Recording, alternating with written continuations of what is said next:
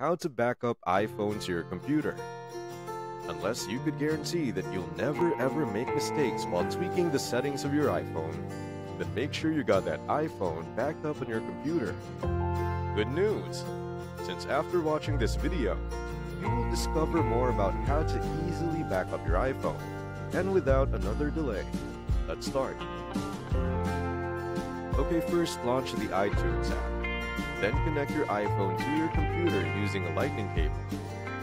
Then check out the iTunes app and look for that little iPhone icon in the top left corner. And of course, click it. There, at the bottom of the backup section, select this computer. And after that, you could proceed and start with the backup process. So this kind of backup would be unencrypted and technically unsecured. So it's definitely not recommended.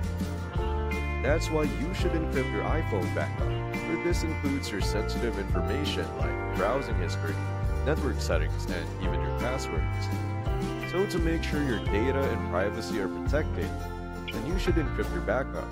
And to do that, put a check in this checkbox, encrypt local backup.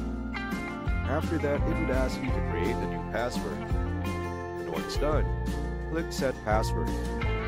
Immediately, this would prompt iTunes to start backing up your iPhone. Of course, wait until it completes.